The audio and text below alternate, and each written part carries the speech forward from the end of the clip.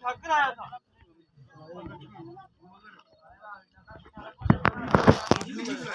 मगर जहां भी तो आपने ही बुलाया था।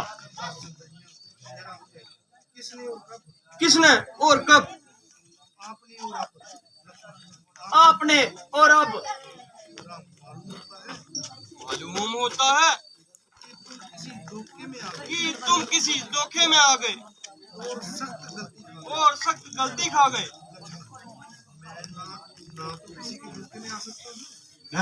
ना तो किसी के धोखे में आ सकता हूँ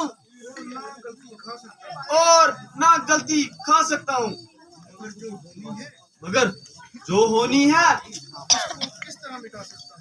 उसको किस तरह मिटा सकता हूँ। किसी ने मुझको आपकी सहायता के लिए पुकारा था कि भाई लक्ष्मण जल्दी आओ, मेरी जान बचाओ। इसे सुनकर जानकी जी रोने लगी और वही प्राण खोने लगी। मुझे भेजने के लिए बहुत कुछ इकरार किया। जब मैंने इनकार किया तो मुझे बदनीत बताया, दगाबाज ठहराया और इस किस्म का बेखुदा इल्जाम मेरे जिम्मे मड़ा। ये सुनकर मुझे मजबूरन आना पड़ा। ये सरासर जालसाजी है और किसी राक्षस की चालबाजी है। मैंने आखिरी दफा तुम्हें कितना समझाया, मगर अफसोस तुम्हारी समझ में कुछ नहीं आया। दुश्मन मौका पाकर अपना वार चला गया और मुझे हमेशा के लिए खाक में मिला गया। आप पहले ही इस कदर ना करवाई घबराइए, जरा पंचवटी की तरफ तो आइए। ये तुम्हारी खाम ख्याली है और पंचवटी तो बिल्कुल खाली है।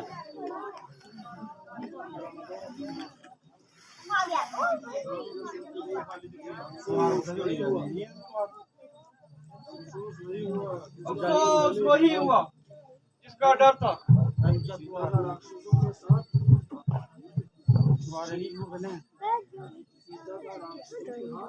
सीता का राक्षसों के हाथ से महफूज रहना अमर मुहाल था। महाराज, आप क्यों घबरा रहे हो? आपकी तबीयत में तो बड़ा इस्ताल था।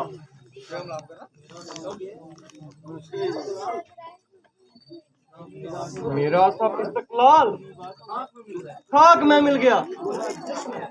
गोया जिस्म है मगर कलेजा सीने से निकल गया। मुसीबत के वक्त घबराना गोया अपनी मुसीबत पर और बढ़ाना है। जो कुछ हो चुका है उसके लिए रोना फिजूल है। उसके इस दाद की तदबीर करना अक्लमंदों का असूल है। देखेंगे पालेंगे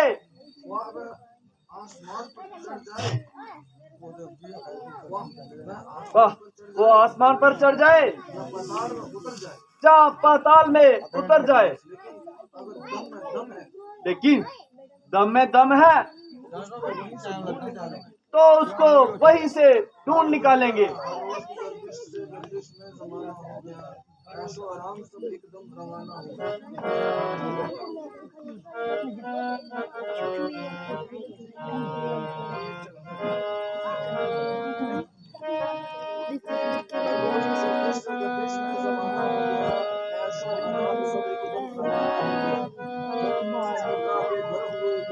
हर रोज के गर्देश से गर्दे जमाना हो गया,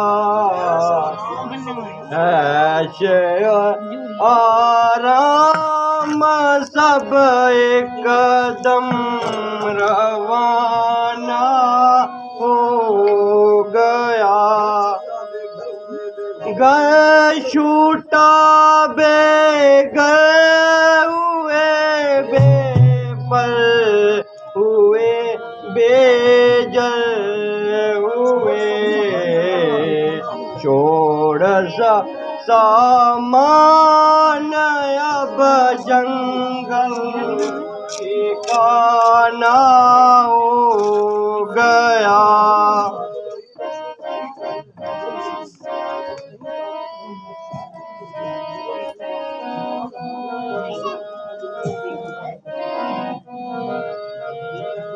अब नहीं ताकत रही मुझ में लक्ष्मण जब तक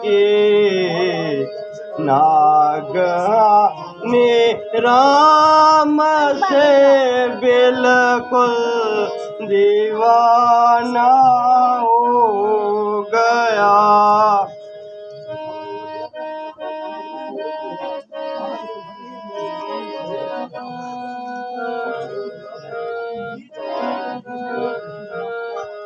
अब अयोध्या में भी जाने के नहीं सूरत रही,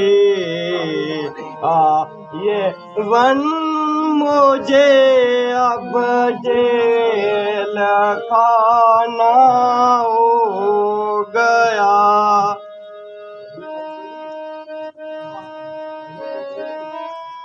वही पंचवटी जिसमें जिंदगी बड़े ऐशो आराम से कटी, अब बिल्कुल नहीं बाती है, गोया मुंह फैलाए खाने को आती है।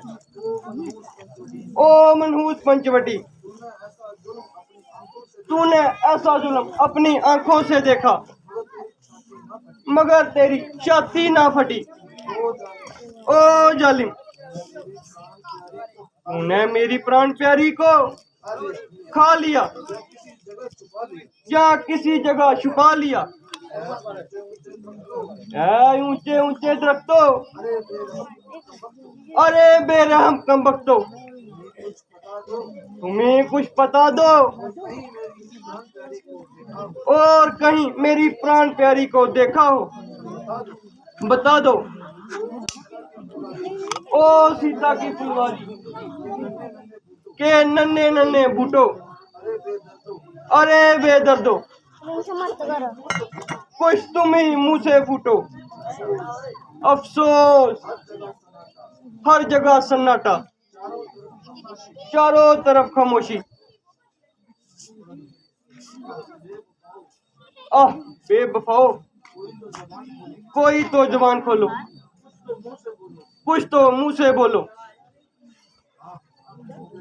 हाँ, मालूम हो गया कि इस साजिश और शरारत में तुम शामिल हो, इसलिए जवाबे जाहिल बाशत खामोशी पर आमिल हो। मगर याद रखो कि तुम्हें शरारत का मजा चखा दूंगा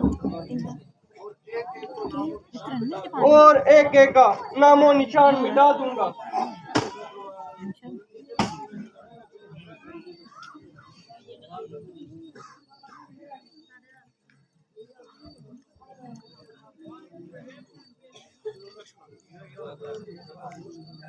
राता जी, जरा होश करो।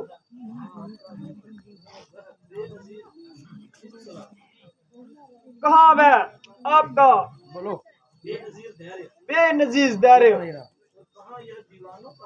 और कहाँ जे दीवानों का साल। आप किस किस्म की बातें ये कर रहे हो? और क्यों किस कदर ठंडे सांस भर रहे हो? जरा धैर्य रखिए, अपनी तबीयत को बहाल कीजिए, वरना अगर आपका सही हाल है तो फिर सीता जी की तलाश सख्त मफाफ है।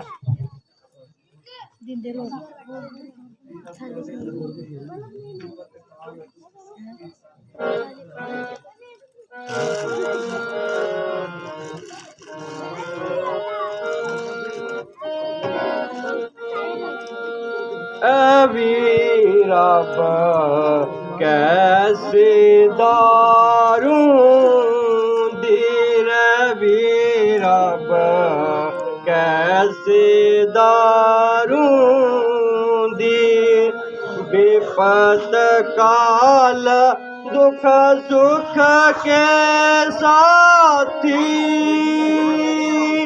रही न वह बीती अभी रब कैसे दारू दी।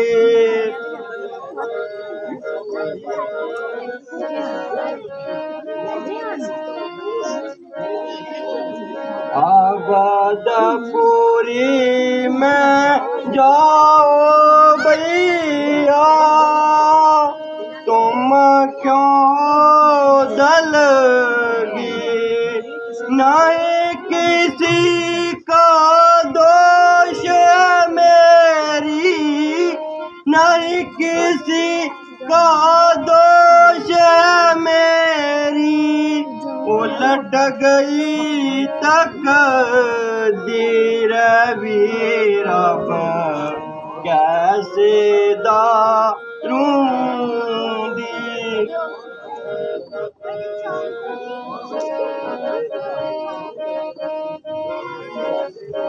बैठे बैठे आन अचानक लगा कलेजे नागर के नारे घाट के नागर के नारे घाट के यहीं मरे आखिर अभी रब कैसे दारू दी। प्यारे लक्ष्मण तुम अयोध्या चले जाओ और राजकाज में भरत का हाथ बटाओ। मेरा तो अब इन्हीं जंगलों में बसेरा है और एक रोज यहीं भटक भटक कर मर जाना है।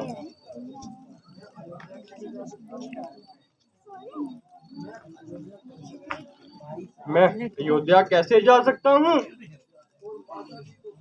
और माता जी को कैसे मुंह दिखा सकता हूँ, क्योंकि उन्होंने पहले ही कहा था अगर आओ तो तीनों आना वरना अकेला मुझे मुंह ना दिखाना। महाराज जनक जब अपनी पुत्री का हाल पूछेंगे तो उन्हें क्या बताऊंगा और कौन सा मुंह लेकर उनके सामने जाऊंगा। हाय हाय श्रीमती दरनी जी इस सदमे को कैसे सहारेंगी? वह तो सुनते ही दीवारों से टक्करें मारेंगी। हाय हाय जब इन बातों का ध्यान आता है तो कलेजे में तीर सा चुभता है। भ्राता जी तसल्ली रखिए, जिस तरह इकट्ठे आए थे अगर जाएंगे तो तीनों जाएंगे, वरना अकेले दुकेले हरगिज मुंह ना दिखाएंगे। अब ज्यादा देर ना लगाइए और जल्दी उनकी खोज में लग जाइए। चलो भ्राता, अब तो इस मनहूस जगह की ओर देखने का मन नहीं चाहता।